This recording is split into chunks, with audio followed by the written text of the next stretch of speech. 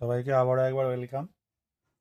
এই লেকচারে বা এই ভিডিও লেকচারে আমরা কি করব না, ক্লাস 10-এর দশম শ্রেণীর ভেদ চ্যাপ্টার বা ভ্যারিয়েশন চ্যাপ্টারের কোষে দেখে 13-9 অঙ্কটি করব। এর আগে 3, 4, 5, 6, 7, 8 এবং কনসেপচুয়াল যে ভিডিও প্রত্যেকটাই ছাড়া আছে। তোমরা যারা দেখোনি এখনো তারা গিয়ে দেখে নাও, এবং সেটা দেখার পর এই 9 দাগের অঙ্কটি যেটা এখন হচ্ছে সেটা তোমরা দেখবে। যে জায়গাটায় বুঝে সমস্যা হবে সেটা অবশ্যই কমেন্ট করে জানাবে। দেখো, 9 অঙ্কটা কি বলছে পড়ো সকলে, সামনে বইটা রাখো। কোনো একটা গোলক আছে, গোলাকার আয়তনে কোনো একটা গোলক আছে, যার ব্যাসার্ধের ত্রিঘাতের সঙ্গে তার যে আয়তন সেটা সরল ভেদে থাকবে। মানে গোলকের যে আয়তন সেটা গোলকের ব্যাসার্ধের ত্রিঘাত, ত্রিঘাত মানে তার কিউব, তার সঙ্গে সরল ভেদে থাকবে। তাহলে বলছে 1/2, 2 এবং 2/2 মিটার দৈর্ঘ্যের ব্যাস বিশিষ্ট তিনটি নিরেট গোলককে গলিয়ে একটি নিরেট গোলক বানানো হলো। নতুন গোলকের ব্যাসের দৈর্ঘ্য নির্ণয় করি। তোমাকে এটা প্রশ্ন দিয়েছে, আগে আমাদেরকে প্রশ্নটা ভালো করে বুঝতে হবে।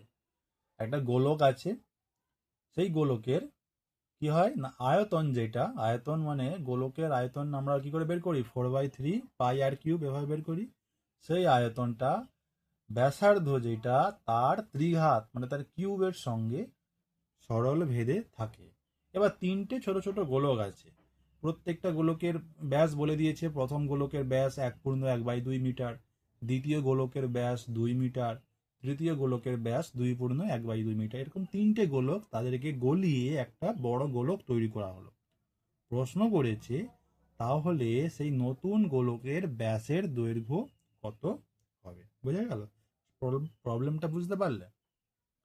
তাহলে আমাদেরকে ধরে নিতে হবে যে, ধরি গোলকের আয়তন ভি ঘন একক। দেখো, আয়তন ঘন একক হিসাবে লেখা হয়। ধরি ধরি গোলকের গোলকের আয়তন ভি। ভি আমরা যে কোনো অ্যালফাবেট ইউজ করতে পারি, কিন্তু ভি কেন ব্যবহার করছি না, ভি মানে ধরো ভলিউম, ভলিউম মানে আয়তন, তাহলে ভলিউমটাকে শর্ট করে আমরা ভি ইউজ করছি। তাহলে ভি ঘন ঘন একক, যেহেতু আয়তন তাই ঘন একক। বর্গ একক যখন লিখবো তখন, মানে যখন ক্ষেত্রফল লিখবো তখন বর্গ একক লিখবো, যেহেতু আয়তন তাই ঘন একক লিখলাম। আর ব্যাসার্ধ সমান কত না, আর একক। এবার প্রশ্নে কি বলেছে, গোলকের আয়তন তার ব্যাসার্ধের ত্রিঘাতের সঙ্গে সরল ভেদে থাকবে। তাহলে প্রশ্নানুসারে কি হচ্ছে, আয়তন ব্যাসার্ধের ত্রিঘাত মানে আডের কিউব ঘন তার সঙ্গে সরল ভেদে থাকবে। ঠিক আছে, আমরা এই ভেদ চিহ্ন তুলে কি লিখতে পারি, ভি সমান KR³, যেখানে তোমার কে হচ্ছে অশূন্য ধ্রুবক, মানে একটা ধ্রুবক যার মান শূন্য নয়, শূন্য ছাড়া কে এর যে কোনো মান হতে পারে, এটা অশূন্য ধ্রুবক, এটা বলা হচ্ছে। এবার দেখো, প্রশ্নে তিনটে গোলক বলে দিয়েছে, এদের ব্যাসের মান বলে দিয়েছে। তাহলে গোলক তিনটির ব্যাস কি কি না, 1/2 মিটার। এটাকে যদি আমরা মিশ্র থেকে অপরক্ষিত করে নেই, 2 তার সঙ্গে যোগে 3/2 মিটার, আর 2 মিটার ও 2/1/2 মিটার, মানে 2 দিয়ে 4-একে 5, 5/2 মিটার। তাহলে বোঝা গেল, 5/2 মিটার, 3/2 মিটার আর 2 মিটার, তিনটে হচ্ছে গিয়ে আমার গোলকের তিনটে ব্যাস। তাহলে ব্যাসার্ধ বের করব।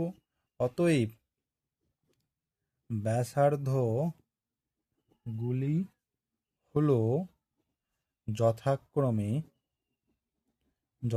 ব্যাসার্ধগুলি বের করবো। দেখো, প্রথমটার ব্যাস ছিল কত, 3/2।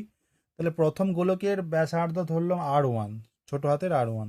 তাহলে 3/2 এটা ব্যাস, তাকে আবার 2 দিয়ে ভাগ, মানে কত, 3/2 গুণ হয়ে 4 হয়ে যাবে, 3/4 মিটার। এটা গেল প্রথম গোলকের ব্যাসার্ধ। দ্বিতীয় গোলকের ব্যাসার্ধ কত না, 2 মিটার ব্যাস ছিল, তাকে 2 দিয়ে ভাগ করলে সমান 1 মিটার। আর তৃতীয় গোলক মানে R3 কত হবে 5/2, তাকে 2 দিয়ে ভাগ করলে কত? 5/4 মিটার। এটা গেল তৃতীয় গোলকের ব্যাসার্ধ। তাহলে 3টে গোলকের আমরা ব্যাসার্ধ পেয়ে গেলাম। ঠিক আছে, এবার ব্যাসার্ধ পেয়ে গেছি, এবার 3টে গোলকের আয়তন আমরা নির্ণয় করব। আমরা এই ফর্মুলায় বসিয়ে 3টে গোলকের যে আয়তন, সে আয়তন আমরা নির্ণয় করব। তাহলে 3টি গোলকের আয়তন, 3টি গোলকের আয়তন যথাক্রমে মানে পরপর। ধরো প্রথম গোলকের আয়তন V1 সব কত হবে না, কে ইন্টু R1 এর কিউব। দেখো আর এর জায়গায় R1 বসিয়ে দিচ্ছে, R1 এর কিউব V1 সমান সমান কত, সমান তার ভ্যালু কত, কে ইন্টু R1 মানে কত পেয়েছিলাম, 3/4, মানে 3/4 কিউব সমান কত, কে ইন্টু 3 3 9 3 27, 4 4 16 4 64 এত ঘন একক। V1 সমান কে ইন্টু 27/64 ঘন একক। একই রকমভাবে V2 সমান কে ইন্টু R2 এর কিউব, মানে কে ইন্টু R2 এর মান কত, 1, 1 এর কিউব মানে কে এর সঙ্গে 1 এর কিউব গুণ করলে 1, কে ঘন একক। 1 এর সঙ্গে তুমি যাই গুণ করবে তাই আসবে। আচ্ছা, V3 মানে 3 নাম্বার গোলকের আয়তন কত, কে ইন্টু R3 তার হোল কিউব, মানে কে ইন্টু R3 এর মান কত, 5/4, 5/4 তার হোল কিউব মানে কত, কে ইন্টু 5 5 25, 5 125, 4 4 16 4 64 ঘন একক। বুঝতে পারলে? তাহলে 3টে গোলকের আমরা আয়তন পেয়ে গেলাম। এই 3টে আয়তনকে এক জায়গায় গেলে, দেখো 3টে গোলক গলিয়ে একটা বড় গোলক তৈরি করা হয়েছে, মানে কি 3টে গোলকের আয়তন যোগ করলেই পেয়ে যাবো সেই বড় গোলকের আয়তন। ঠিক আছে, ধরি এবার আমরা ধরবো বড় গোলকের কি আয়তন সমান ভি ঘন একক আর ব্যাসার্ধ সমান বড় হাতের আর, যেহেতু বড় গোলক বড় হাতের আর ধরলাম, আর একক। তবে কি হবে, ভি সমান কি, V1 plus V2 plus V3, এই 3টে যে গোলক তাদের আয়তন যোগ করলে আমরা বড় ভিটা পাবো। তাহলে ভি সমান, যোগ করে দিই, তাহলে কি পাচ্ছি দেখো প্রথমটা কি ছিল, কে ইন্টু 27/64, দ্বিতীয় আয়তন ছিল কে, শুধুমাত্র কে, আর তৃতীয় আয়তন ছিল কে ইন্টু 125/64। এবার যদি আমরা কেটাকে কমন নিয়ে বাইরে বের করে দিই, ভিতরে কি পড়ে থাকবে, 27/64 প্লাস 1 প্লাস 125/64। এখানে শুধুমাত্র কে ছিল, কেটা বাইরে বের করে নিয়েছে, 1 পড়ে আছে শুধু, তাহলে সমান কে ইন্টু এই এই ভেতরে 3টাকে যোগ করলে কি পাবো না, আমরা এই যোগ করি পাবো 64, আর উপরে যোগ করলে পেয়ে যাবো আমরা, এটা সরল করা, এই তোমরা এটা বীজগণিতের যোগ তোমরা করে নিতে পারো, বীজগণিত বলা ভুল হলো, ভগ্নাংশের যোগ তোমরা করে নিবে, 216 পাবো।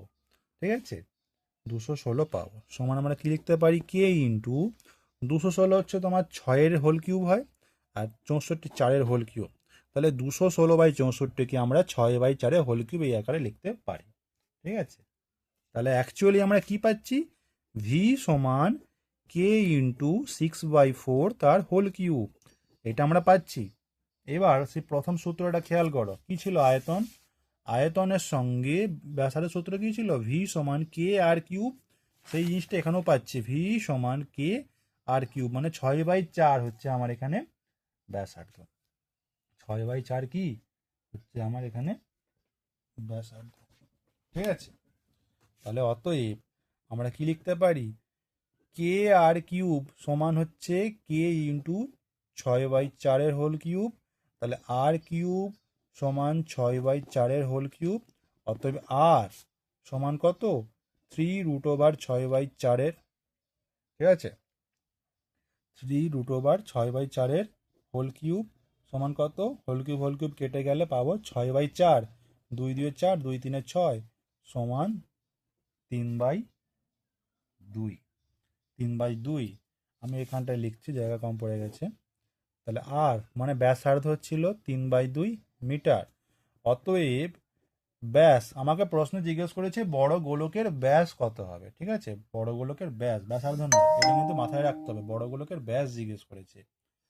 তাহলে মিটার 3/2 ব্যাসার্ধ ছিল, তাকে 2 দিয়ে গুণ করতে হবে, 2 দিয়ে কেটে গেল সমান 3 মিটার।